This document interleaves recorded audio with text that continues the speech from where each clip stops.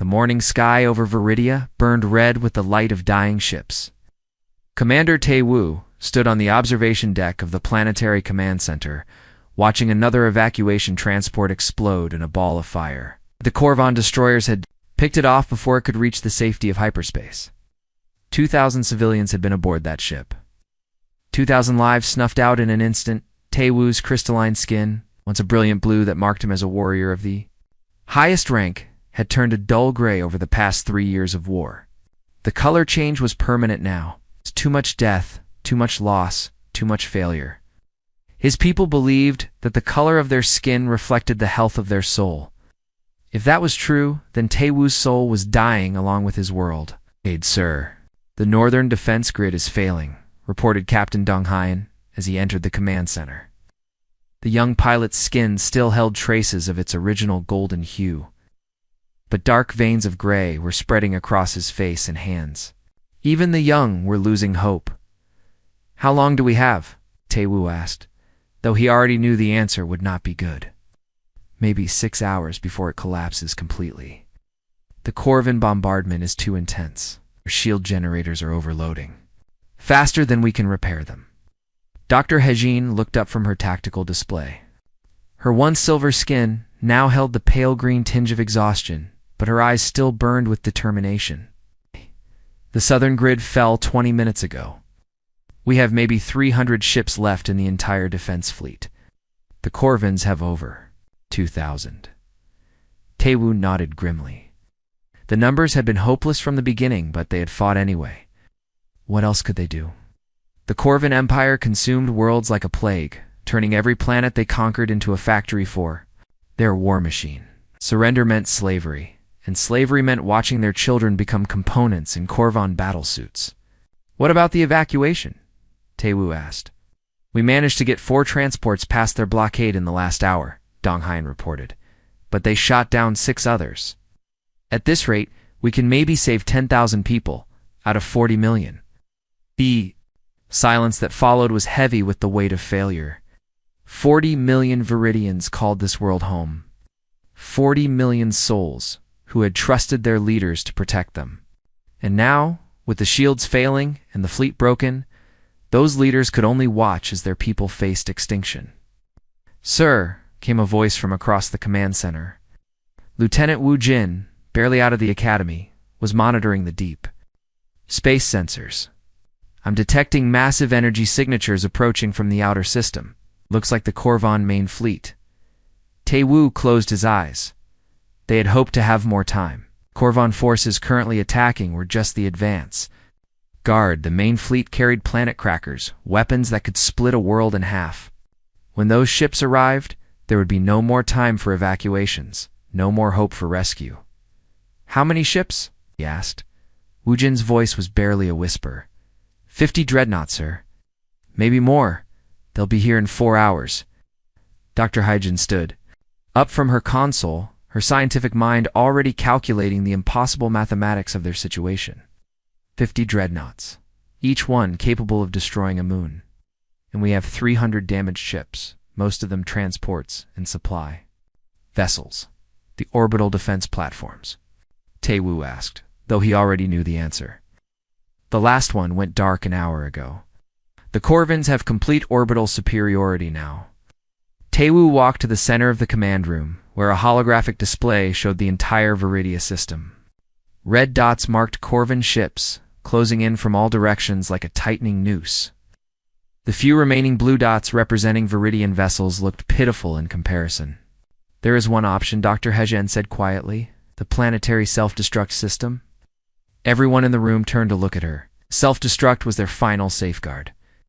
Installed after the Korvans had overrun the Centauri colonies and turned the survivors into cyborg slaves. Better to die free than live as machines. "If we activate it now," she continued, "we can take out most of their advanced fleet when they land. It won't stop the main fleet, but it might give the evacuation ships more time." "How much time?" Ha asked. "Maybe an hour, maybe 2.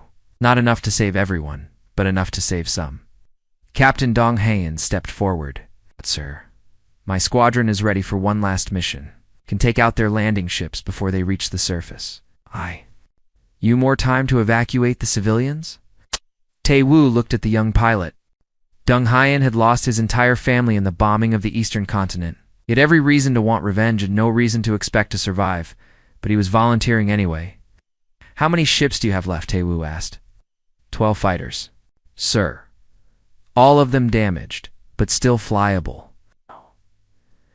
12 fighters against a Corvin invasion fleet. It was suicide, but it was also the only chance they had to save anyone. Do it, Tae-woo ordered. Take your squadron and hit them hard. We'll begin the evacuation countdown. As Dong Haeon left to prepare his fighters, Dr. Hajin approached Tae-woo. Are you sure about this? Once we activate the self-destruct, there's no going back. There's no going back anyway, Tae-woo replied. At least this way, we die on our own terms. The command center erupted into controlled chaos as officers began implementing the evacuation protocol. Warning sirens blared across the planet as the civilian population was directed to the remaining evacuation sites. Most would never make it to the ships in time, but they had to try. Tae-woo activated the planetary communication system. His voice, carrying the weight of a dying world, reached every Viridian still alive on the planet. My people, this is Commander Tae-woo. The Corvin main fleet will arrive in 3 hours. We have done everything we can, but we cannot win this battle. However, we can choose how we face our end. We can die as slaves, or we can die as free beings. I choose freedom. He paused, watching through the windows as the first Corvin landing ships began to breach the atmosphere. They looked like falling stars, beautiful and terrible. The evacuation ships will continue launching until the last possible moment. If you can reach them, go. Live to carry our memory to the stars. If you cannot, then stand with us. Fight with us. Show these machines what it means to be Viridian. As he ended the transmission, Tae-woo placed his hand on the self-destruct activation panel. The countdown would begin in 2 hours. When the Corvon ground forces were fully committed to the planet's surface, it would be a final, defiant act of a dying race. But as the first explosions lit up the sky from Dong Hyeon's desperate attack, something unexpected appeared on the sensor displays. A single object, small and fast, was falling through the atmosphere. It wasn't Corvon. It wasn't Viridian. It was something else entirely. Something that was about to change everything. The unknown object crashed through the forest canopy with the force of a meteor, sending ancient trees flying in all directions. The impact shook the ground for miles around, and a pillar of smoke rose from the crash site like a signal fire. In the command center, Dr. Hajin stared at her sensors in confusion. It's not broadcasting any identification codes, so the design doesn't match anything in our database. Could it be a new Corvon weapon? Asked Lieutenant Woojin, his voice tight with worry.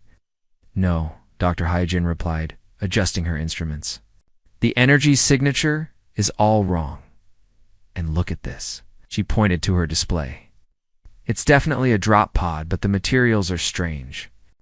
Some kind of metal alloy I've never seen before. Commander Tae-woo studied the readings.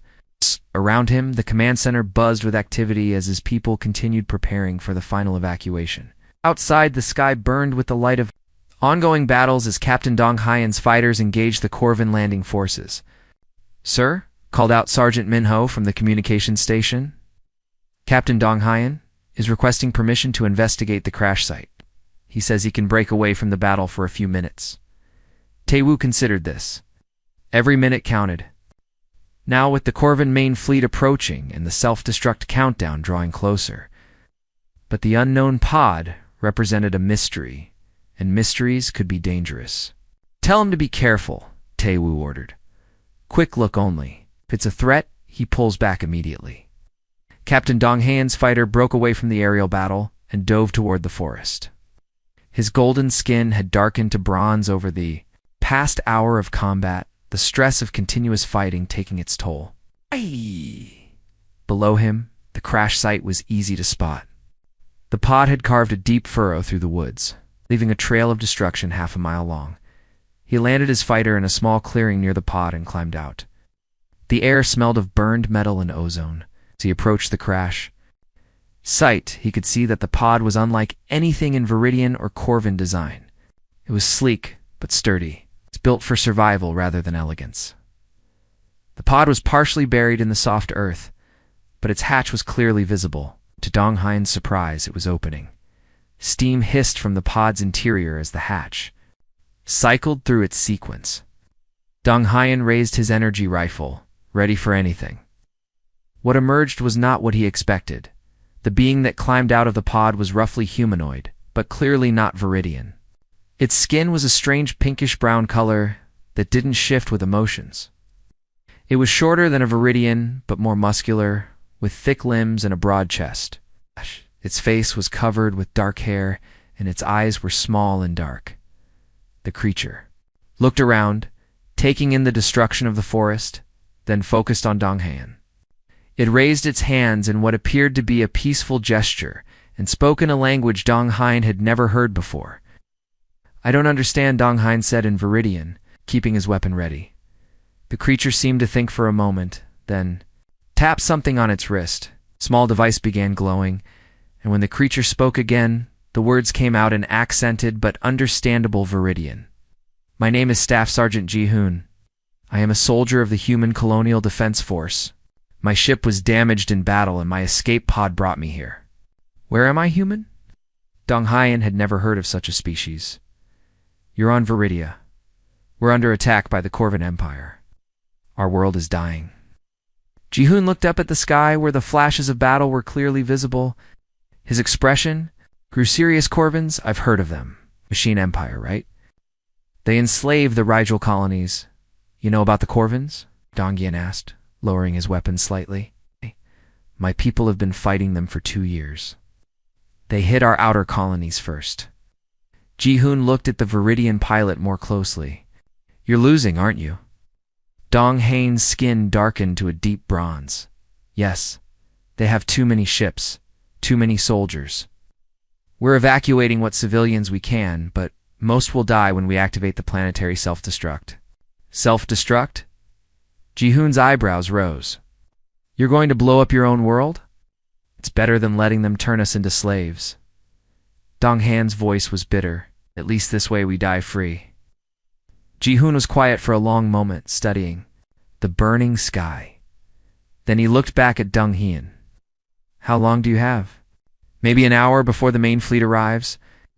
The self-destruct activates when they land." "And how many of you are left?" 40 million on the planet. "Maybe 300 ships in our defense fleet." Ji-hoon whistled softly. "Those are terrible odds." He paused, then asked, "Can you take me to your commander?" Dong Hain hesitated. Every instinct told him to get back to the battle, to spend his remaining time fighting the enemy. But there was something about this human that made him curious. The being showed no fear, even when told about the hopeless situation. "Why?" Dong Hain asked. "Because I might be able to help," Ji-hoon replied. "I've fought the Corvons before. I know how they think." The flight back to the command center took only minutes, but it was enough time for Ji-hoon to see the scope of the disaster. Burning cities dotted the landscape below. Corvin landing ships were touching down across the planet, disgorging their machine soldiers. The few remaining Viridian fighters were vastly outnumbered. "How many people are you evacuating?" Ji-hoon asked through the fighter's communication system. "Maybe 10,000 if we're lucky," Dong Hain replied. "The Corvins are shooting down most of our transport ships." Ji-hoon was quiet for the rest of the flight at the command center. Tae-woo was coordinating the final evacuation efforts when Dong Hain arrived with his strange passenger. The human's appearance caused a stir among the Viridian officers. But Tae-woo was too focused on the crisis to waste time on curiosity. Commander Dong Hain said, "This is Staff Sergeant Ji-hoon. He's from a species called humans. They've been fighting the Corvins too." Tae-woo looked the human up and down. "I've never heard of your people. We're new to this part of the galaxy," Ji-hoon replied. "But we've been dealing with the Corvin problem for a while now." "Then you know how hopeless this is," Tae-woo said. "We're outgunned, outmanned, and out of time." Ji-hoon walked to the tactical display, studying the positions of the Corvin forces. His expression was thoughtful as he examined the data. Around him, the Viridian officers continued their desperate work. You're planning to blow up the planet when they land? He asked. It's the only way to take some of them with us, Dr. Hyjin said from her station. We can't win, but we can make them pay. Ji-hoon nodded slowly. I understand the logic. But what if there was another way? There is no other way, Tae-woo said firmly. We've run every simulation, considered every option. This is how it ends. Maybe, Ji-hoon said, I'd like to propose something different. He turned to face the Viridian commander, and for the first time since the crisis began, Tae-woo saw something in an alien's eyes that he hadn't expected to see again. Hope. Cancel the self-destruct, Ji-hoon said calmly.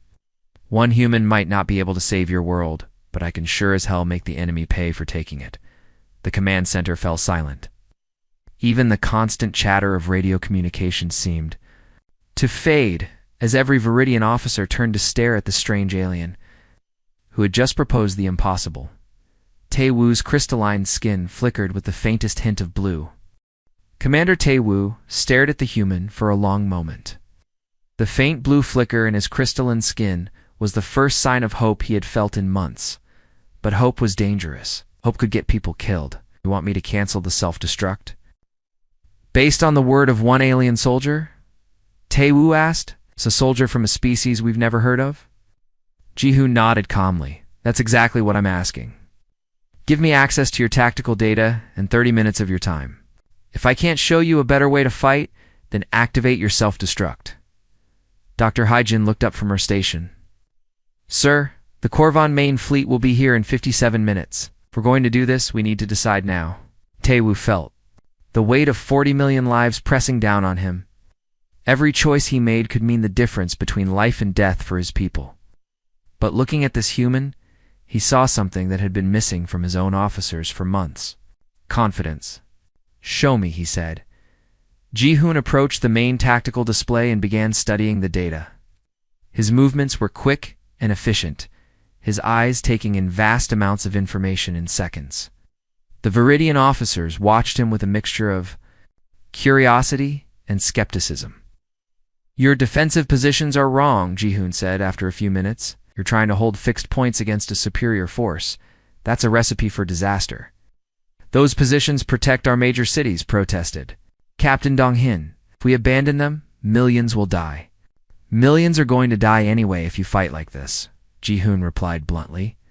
The Korvans are machines. They think in patterns, follow protocols. They expect you to defend your cities, so they bring overwhelming force to crush your defenses. Manipulated the display, showing the Korvan attack patterns. Look at this. Every assault follows the same structure. Orbital bombardment, followed by landing forces, followed by occupation. They've done this on 100 worlds. So what do you suggest?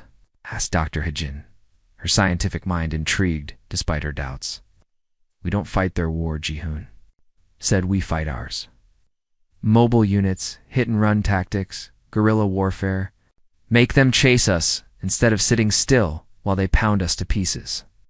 Lieutenant Woo-jin shook his head. It's not how Viridians fight. We stand our ground. We defend our homes. And how's that working out for you? Ji-hoon asked. The question was harsh, but fair. Tae-woo studied the humans' proposed changes.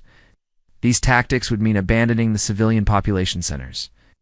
No, it would mean protecting them differently, Ji-hoon corrected. Instead of trying to hold ground, we evacuate the civilians to hidden shelters, while mobile strike teams hit the Korvans where they're weak. Supply lines, communication arrays, isolated units. But our people will think we've abandoned them, Dong-hyun protested. Your people will be alive, Ji-hoon replied. That's what matters. Dr. Hyjin ran the human's suggestions through her tactical computer. The results were surprising. The casualty projections are actually lower than our current strategy. Significantly lower. Because we're not feeding our people into a meat grinder, Ji-hoon explained. We're making the Korvans come to us, on our terms, where we have the advantage. Young engineer Kyung-soo, who had been quietly listening, spoke up. What kind of advantages do we have? Korvans have better weapons, better armor, more ships. Ji-hoon smiled for the first time since arriving. If something they don't, you know this world. Every forest, every mountain, every cave, and you have something else they can't compute. What's that? Asked Tae-woo. The will to fight for something you love. The command center fell quiet as the Viridians considered this. Outside, the battle continued to rage as the remaining fighters engaged the Korvan landing forces. Sir called. Sergeant Minho from the communications station. We're getting reports of Korvan ground forces landing near the eastern evacuation site. They're requesting immediate support. Tae-woo looked at the display. The evacuation site was 200 miles away, defended by only a handful of fighters. By the time reinforcements arrived, the civilians would be dead or captured. We don't have anyone to send, he said grimly. I'll go, Ji-hoon said immediately. Tae-woo stared at him. You're one soldier with no weapons, no vehicle, no support. I have experience fighting Korvans, Ji-hoon replied. When I have something your people are going to learn, I don't know how to give up. Dr. Hejin stood up. I'll go with him. Someone needs to document how he fights, study his methods. Will I, added Dong Hyeon. If this human can show us a better way to fight, I want to learn. Kyung-soo stepped forward as well. I know the terrain around the evacuation site. I can help. Tae-woo looked at the volunteers. Human soldier, a scientist, a pilot, and a young engineer. Against a full Korvan assault force, it should have been suicide. But something in Ji-hoon's confidence was infectious. Take a transport, he ordered.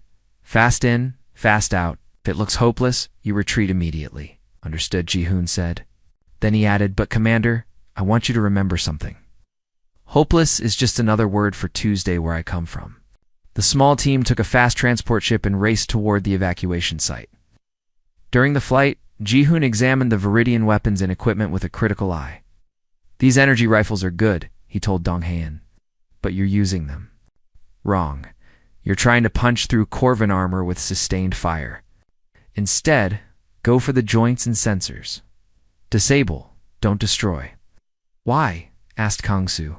Because a disabled machine is worse than a dead one. It uses up resources, requires rescue, and demoralizes the enemy. Plus, we can cannibalize the parts. Dr. Haijin was frantically taking notes. Your tactical thinking is completely different from ours. We focus on honor, on fighting fairly. Honor doesn't save lives, Ji-hoon replied. Results do. The Korvans don't fight fair, so neither should you. As they approached the evacuation site, they could see the disaster unfolding below. 3 Korvan walkers were advancing on the civilian shelter, while a handful of Viridian defenders tried desperately to hold them back. The defenders were losing. Set us down behind those rocks, Ji-hoon ordered. We'll approach on foot. That's half a mile away, protested Dong Hyeon. By the time we get there, the civilians will be dead. Not if we do this right, Ji-hoon said. Turned to Kung-soo. Those power lines running to the settlement, can you overload them? The young engineer's eyes widened. You want to use the power grid as a weapon? I want to use everything as a weapon, Ji-hoon replied. The Korvans think in terms of conventional warfare. We're going to think in terms of survival. They reached the evacuation site just as the first Korvan walker broke through the defensive line. The machine stood 30 feet tall, its weapon systems charging to eliminate the remaining defenders. Now Ji-hoon whispered Kyung-soo activated his sabotage program. The power lines exploded in a shower of sparks and lightning, creating a massive electrical discharge that arced across the walker's metal frame. The machine's systems shorted out, and it toppled over like a falling tree. Impossible, breathed Dr. Haijin. We never thought to use the infrastructure against them. That's because you think like civilized people, Ji-hoon said. I think like a human. The second walker turned toward their position, its sensors trying to locate the source of the attack. But Ji-hoon was already moving, leading the team in a flanking maneuver that kept them out of the machine's line of sight. Dong Hyeon, can you get behind that third walker? He asked. Yes, but my rifle won't penetrate its armor. It doesn't need. 2, just hit the optical sensors on the back of its head. Blind it. As Dong Hyeon moved into position, Ji-hoon grabbed a fallen energy cell from one of the destroyed defensive positions. Kel-soo, how long until this thing overloads if I damage the containment field? Maybe 30 seconds, the engineer replied. but you'd have to get close enough to place it manually. That's what I'm counting on. What happened next would become legendary among the Viridian resistance. Ji-hoon sprinted directly toward the second walker, dodging its weapon's fire with moves that seemed impossible for such a heavily built creature. When he reached the machine's legs, he attached the overloaded energy cell and rolled away. Just as it exploded, the walker's leg support gave out, and the massive machine crashed to the ground. At the same moment, Dong Han's precise shot blinded the third walker, sending it stumbling into the settlement's water treatment facility and destroying both. In less than 10 minutes, 3 Corvin walkers had been destroyed by 4 beings using nothing but improvised tactics and the environment itself. The surviving Viridian defenders stared in amazement as Ji-hoon helped coordinate the evacuation of the remaining civilians. Dr. Hejin was documenting everything, her scientific mind, racing to understand how the human had achieved the impossible. "How did you know that would work?" she asked. Ji-hoon shrugged. "I didn't. But when you're fighting for your life, you try everything. That's what humans do. We adapt, we improvise, we refuse to quit." As they loaded the last of the civilians onto the transport, Kung-soo approached Ji-hoon with wonder in his eyes. "You just changed everything. If we can do this everywhere, if we can fight like this..." "You can," Ji-hoon said. "But first, you have to stop thinking like victims and start thinking like survivors."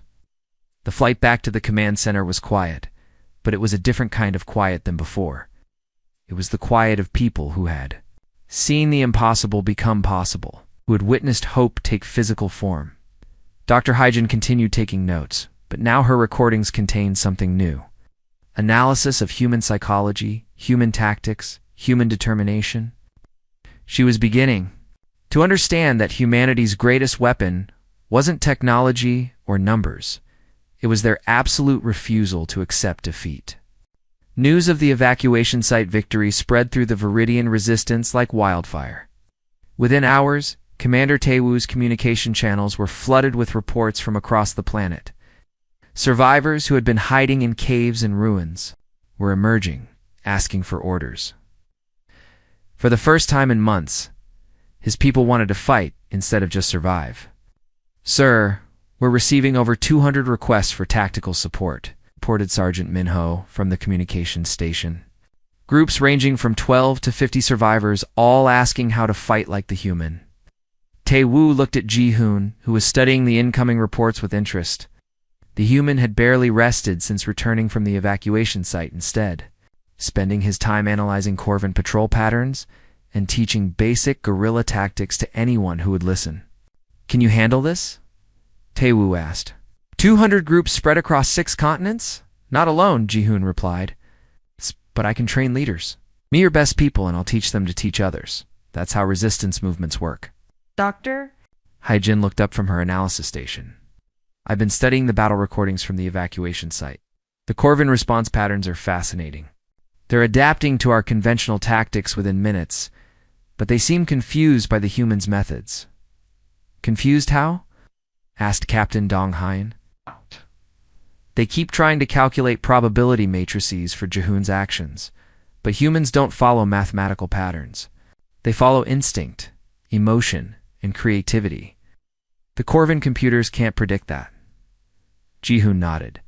That's our advantage. Machines think in straight lines. Humans think in spirals, circles, and sometimes complete chaos. We need to teach your people to think like humans. Over the next few days, Ji-hoon established training camps in hidden locations across the planet. He worked with former police officers, teachers, engineers, and farmers, teaching them the basics of asymmetric warfare. His first and most important student was Sergeant Minho, a former Viridian police officer who had lost his family in the initial invasion. Forget everything you know about fair fighting, Ji-hoon told the assembled group leaders. Fair fighting is how you lose against a superior enemy. We're going to fight dirty, and we're going to win dirty. Minho raised his hand. Our people have trouble with this concept. Viridians value honor in combat. Honor is a luxury you can't afford right now, Ji-hoon replied bluntly. Your choice is simple. Fight with honor and die, or fight to win and live. Dead heroes don't save anyone. The training was intense. Ji-hoon taught them to use improvised explosives, to sabotage enemy equipment, to strike from ambush and disappear. Before the enemy could respond, most importantly, he taught them to think like predators instead of prey. The Corvins expect you to defend positions, he explained during one session. So we never defend. We attack, we retreat, we attack again. We make them chase shadows while we pick them apart piece by piece. Communications Officer Yu Jin, who had joined the resistance after her transport was shot down, was learning to coordinate the growing network of resistance cells. How do we keep all these groups from getting in each other's way? Simple communication. Protocols, Ji-hoon said. Each cell operates independently, but shares intelligence. If one group hits a target, the others know to avoid that area for 24 hours. The Corvins will flood the zone with reinforcements, but they'll be chasing ghosts. The first coordinated resistance operation took place on the 4th day. 12 separate cells attacked Corvin supply convoys simultaneously across 3 continents. The attacks were small but effective, destroying fuel depots, communication arrays, and transport vehicles. The results exceeded everyone's expectations. The Corvins, accustomed to facing organized military resistance, were caught off guard by the scattered, seemingly random attacks. Their response was predictable. They sent large forces to secure the attack sites. But by then, the resistance fighters had melted away into the civilian population. It's working, reported Dr. Haijin, as she analyzed the Corvin response patterns. They're diverting significant resources to hunt down the resistance cells. Their main offensive operations have slowed by 30%. But success came with a price. The Corvins began implementing harsher measures against the civilian population, conducting random searches and executions in an attempt to root out the resistance. The reports of these atrocities only fueled more people to join the fight, Sir Minho reported during a briefing. We've got over 3,000 active fighters now, and the number is growing every day. But the Corvins are getting smarter. They're starting to adapt to our tactics. Ji-hoon had been expecting this. Show me their new patrol patterns. The holographic display showed Corvin forces moving in smaller, more flexible units. They were no longer following predictable routes, and they had started using decoy convoys to lure resistance fighters into traps. They're learning, Ji-hoon. Observed, good. That means we're hurting them enough to force adaptation. But if they're adapting to our tactics, won't they eventually counter everything we do? Asked Yu-Jin. Ji-hoon smiled grimly. They can adapt to specific tactics, but they can't adapt to the human spirit. Every time they counter one method, we'll invent 2 new ones. That's what humans do. We never stop innovating. The next phase of the resistance was more ambitious. Instead of just hitting supply lines, they began targeting the Corvin command structure itself. Using intelligence gathered from captured equipment, identified the locations of regional command centers. The attack on the Northern Command Center became the stuff of legend.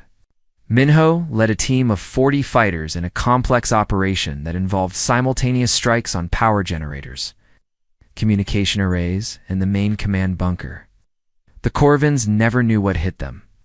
37 machines destroyed, including 2 command units, Minho reported afterward. We lost 5 fighters, but we captured enough equipment to arm 3 more cells.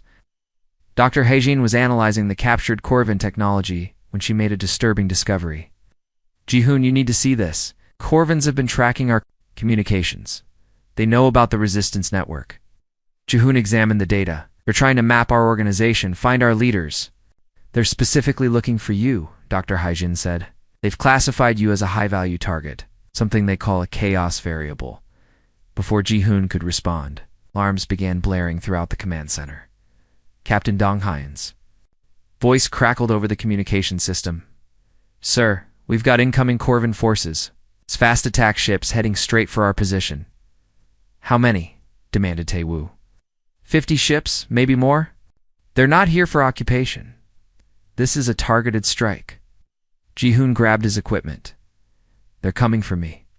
If I stay here, I'll get everyone killed. Where will you go? Asked Minho. The old university district. Lots of ruins, good cover, multiple escape routes. I'll draw them away from the command center. You can't face 50 ships alone, protested Donghin. I won't be alone, Ji-hoon replied. Every resistance fighter in the city will converge on that location. We'll show the Corvins what happens when they try to corner a human. Ji-hoon. Prepared to leave, Dr. Haijin grabbed his arm. Wait, I've been analyzing your combat effectiveness, studying what makes you different from us. I think I understand now. What's that?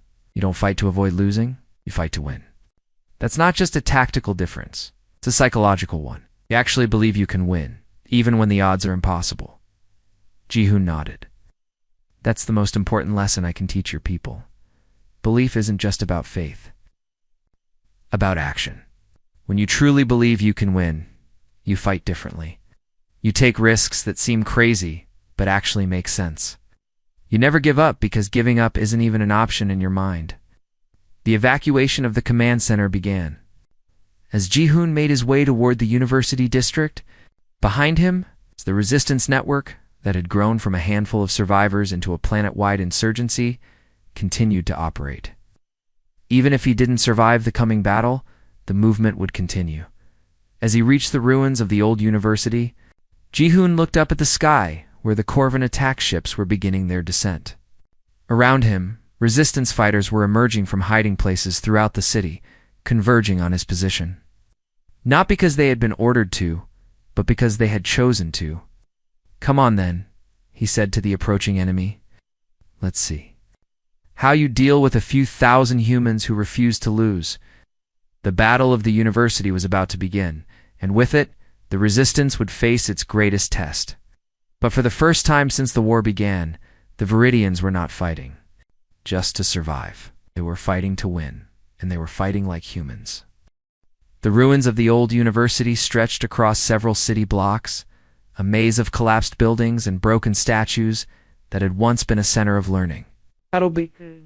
Now it would become a battlefield that would determine the fate of Viridia Ji-hoon. Moved through the rubble with practiced ease, his eyes constantly scanning for defensive positions and escape routes. Around him, resistance fighters emerged from hiding places throughout the district. They came in small groups, carrying improvised weapons and wearing the grim expressions of people who had nothing left to lose. How many do we have? Asked Minho. As he joined Ji-hoon at the central courtyard. Maybe 800 fighters in the immediate area, Ji-hoon replied. More are coming from the outer districts, but they won't arrive for another hour. Above them, the Corvin attack ships were descending through the atmosphere like falling stars. Their sleek, angular forms cut through the smoke-filled sky with deadly precision. These weren't the clumsy invasion transports they had been fighting. These were hunter-killer vessels designed for one purpose, eliminating high-value targets. Sir, called out Yujin from her portable communication unit, Commander Tae-woo is requesting your status. Tell him we're about to find out if all this training was worth it, Ji-hoon replied. He turned to address the assembled fighters. Listen up. The Corvins are coming for me specifically. That means they're going to focus their attack on wherever I am. We're going to use that against them. The fighters gathered closer, their faces showing a mixture of fear and determination. These weren't professional soldiers. They were teachers. Farmers, engineers, and shopkeepers who had lost everything and chosen to fight back. The plan is simple, Ji-hoon continued. We split into 3 groups. Group 1 sets up in the library ruins to the north. Group 2 takes the administration building to the south. Group 3 stays here with me in the central courtyard. When the Corvins attack, they'll expect us to scatter. Instead, we're going to pull them into a trap. Minho studied the layout. They'll surround us. We'll have nowhere to run. We're not running, Ji-hoon said. We're going to teach them why cornering a human is a bad idea. The first Corvin ships landed in the plaza. Outside the university, their armored doors opened with mechanical precision, disgorging ranks of Corvin soldiers. The machines moved in perfect formation, their sensors sweeping the area for signs of their target. From her position in the library ruins, tech specialist Ah Young watched the enemy deployment through her scope. The Corvins had brought everything. Heavy assault units, aerial drones, and mobile artillery. It was enough firepower to level a small city. They're taking this seriously, she whispered into her communicator. Good, came Ji-hoon's reply. When your enemy brings everything they have, it means they're scared. The Corvin forces advanced methodically, their scanners probing every shadow and hiding place. They had fought resistance movements before, but always against opponents who followed predictable patterns. The Viridians had been different, chaotic, and unpredictable, but they still seemed to follow some form of logic. This human was something else entirely. The first exchange of fire came when a Corvin patrol unit detected movement in the administration building. Energy beams lanced through the air, striking the ancient stone walls and sending chunks of masonry flying. The Viridian fighters responded with their own weapons, but their shots seemed to have little effect on the heavily armored machines. "They're too well protected," reported one of the fighters. "Our weapons barely scratch them." "And don't try to scratch them," Ji-hoon replied calmly. "Remember what I taught you. Disable, don't destroy." The resistance fighters adjusted their tactics, aiming for sensor arrays and joint mechanisms instead of trying to penetrate the main armor. Slowly, the Corvin advance began to falter as their units lost mobility and targeting capability, but the machines adapted quickly. They began using coordinated fire patterns, forcing the Viridians to take cover while aerial drones provided overwatch. The superior firepower of the Corvin forces began to tell. "We're getting pinned down," Minho reported. "They're boxing us." "Imperfect," Gi-hoon said. "Now comes the fun part." He activated a device he had been carrying since the evacuation site battle. It was a modified Corvin communication unit, reprogrammed by Dr. Hyjin to broadcast false signals. Suddenly, the Corvin forces received what appeared to be urgent orders from their command ship. "Enemy reinforcements approaching from the east," the false signal reported. "All units redirect to intercept." The Corvin response was immediate and predictable. Half their forces turned to face the non-existent threat, breaking their formation and exposing their flanks. In that moment of confusion, Ji-hoon struck. "Now," he commanded. The resistance fighters emerged from their hiding places simultaneously, hitting the scattered Corvin units from multiple directions. The machines, caught between their original objectives and the false orders, hesitated for precious seconds in warfare. Seconds could mean the difference between victory and defeat. Explosions rocked the university courtyard as improvised bombs detonated under Corvin vehicles. Energy weapons crackled through the air as fighters targeted the vulnerable joints and sensors of the enemy machines. The orderly Corvin assault dissolved into chaos. But the machines were learning. The Corvin commander quickly identified the source of the false signals and began issuing new orders. The scattered units began to regroup, their superior firepower once again asserting itself. "They're adapting," reported Ah-young. "They've figured out our trick." "Of course they have," Ji-hoon replied. "Time for trick number 2. He pulled out another device, this one cobbled together from civilian equipment and Corvin technology. It was a sonic disruptor. It's designed to interfere with the frequency the Corvins used for internal communication. The effect was immediate. The Corvin units began moving erratically, their coordination broken. Some machines turned on their own allies, their sensors confused by the interference. Others simply stopped moving, their systems overwhelmed by contradictory signals. "Possible," came a mechanical voice from the Corvin command unit. "How are they generating this level of interference?" "Human ingenuity," Ji-hoon replied into his communicator, knowing the enemy would hear him, something your programmers never accounted for. The battle continued for hours, with neither side able to gain a decisive advantage. The Corvin forces had superior numbers and firepower. But the resistance fighters had something equally valuable: the ability to think beyond the parameters of conventional warfare. As the sun began to set, reinforcements arrived from across the city. More resistance fighters, drawn by the sound of battle, converged on the university district. The Corvin forces found themselves facing not just the original defenders, but a growing army of volunteers who had chosen to fight alongside the human. "Sir," Minho reported, "we now have over 2,000 fighters in the area. The Corvins are starting to pull back." But Ji-hoon wasn't celebrating. He could see the bigger picture, and it wasn't good. The Corvin forces were withdrawing, but they were doing so in good order. They had learned what they came to learn about human tactics, and now they would adapt. They're going to come back, he told Minho. When they do, they'll be ready for everything we've shown them. As if summoned by his words, new signals appeared on the communication channels. The Corvin main fleet, which had been orbiting the planet, was moving into attack position.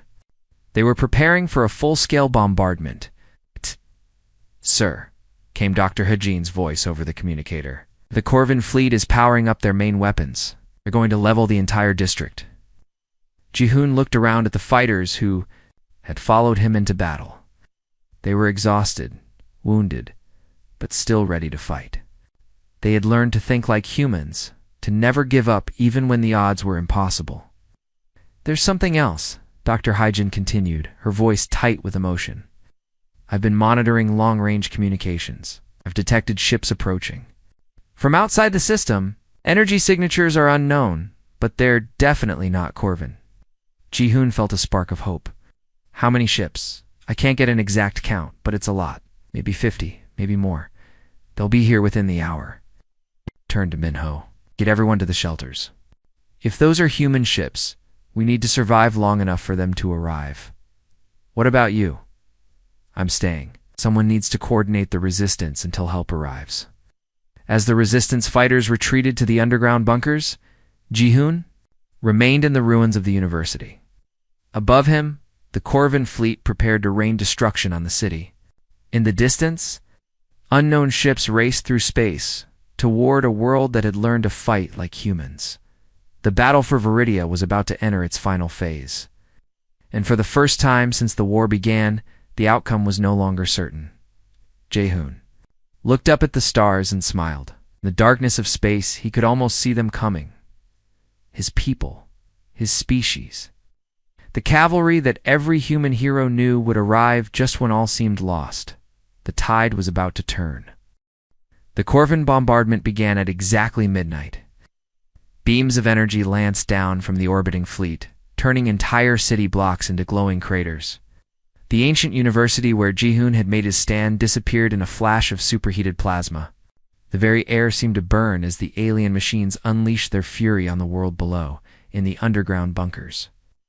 The Viridian resistance fighters huddled together as the ground shook above them.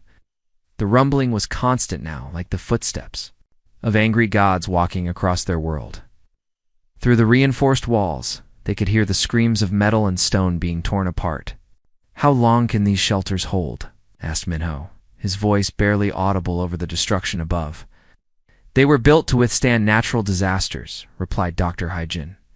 But this level of bombardment was never anticipated. Commander Tae-woo, who had joined the survivors in the main bunker, checked his communication devices. Still no contact with the surface? The Corvins are jamming everything. What about those unknown ships? Asked Yujin. Are they still coming? They are? They might be too late, Tae-woo said grimly. The Corvins will turn this entire world into ash before anyone can stop them. Suddenly, the bombardment stopped. The silence was more terrifying than the noise had been, because it meant the Corvins were preparing for something worse. The emergency periscope, they could see the devastation above.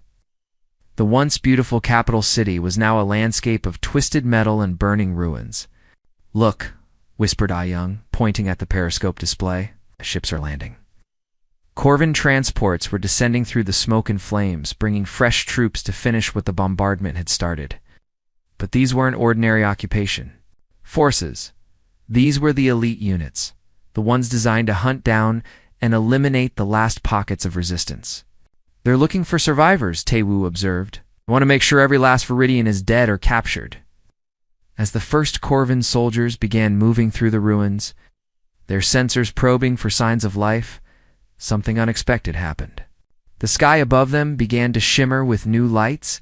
It's not the harsh red glow of Corvin weapons, but the clean blue-white of human fusion drives. Contact, came a voice through the emergency communication system. It was speaking in accented Viridian, but the underlying tones were unmistakably human. This is Admiral Park of the Human Colonial Defense Force. Viridian Resistance, please respond. The bunker erupted in cheers as Dr. Hajin grabbed the communicator. This is Dr. Hajin of the Viridian Defense Command. We have survivors in underground. Shelters throughout the city. Understood, Doctor. We're beginning our attack run now. Stay in your shelters until we give the all clear. Like through the periscope, they watched as the human fleet engaged the Corvin forces.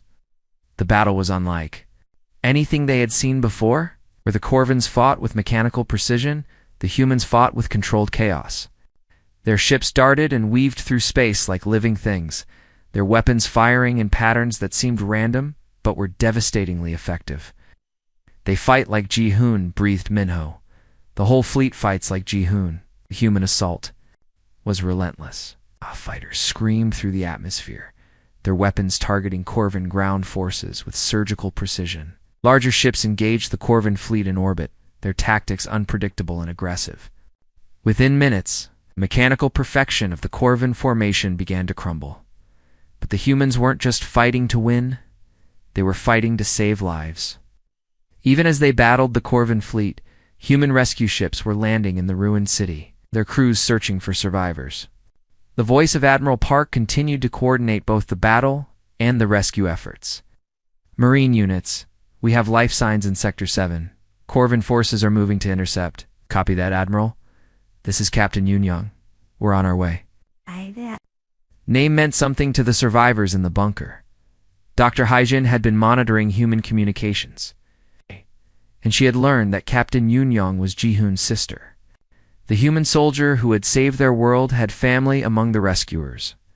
The battle above continued for hours. The outcome was never in doubt.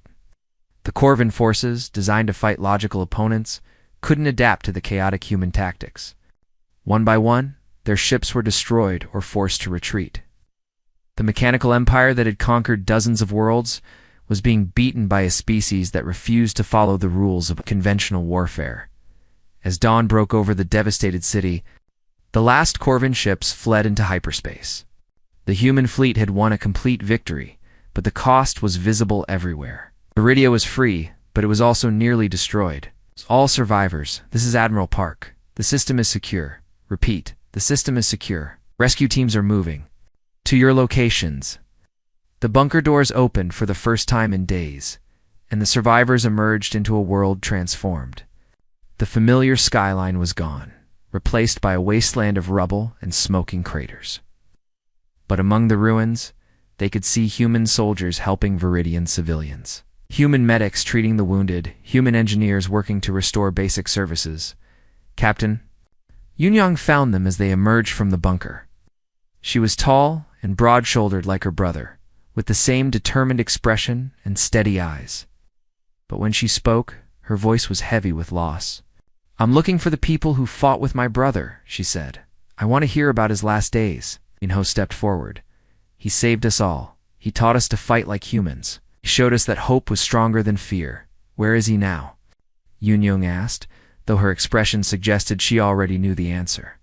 "He died defending the communication center," Dr. Haijin said softly. "He held off an entire Corvin assault force so we could call for help. His message reached your fleet." Yoon-young nodded, her face showing the controlled grief of a professional soldier. Then he completed his mission. That's what he would have wanted. Over the following weeks, the human fleet worked alongside the Viridian survivors to rebuild their world. But more than that, they began building something new.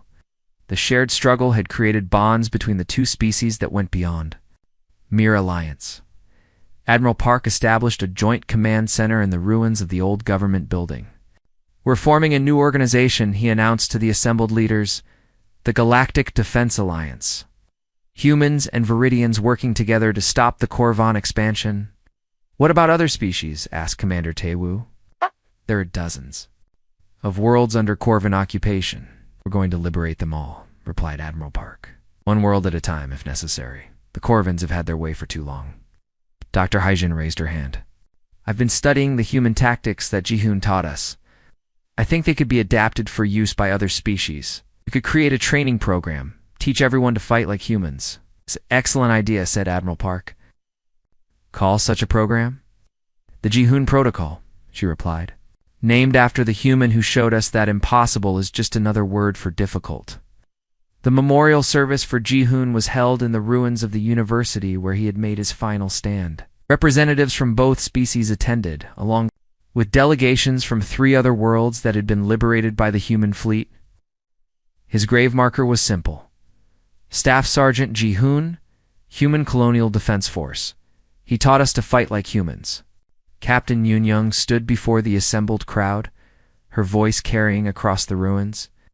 My brother once told me that humans don't calculate probability, we create possibility.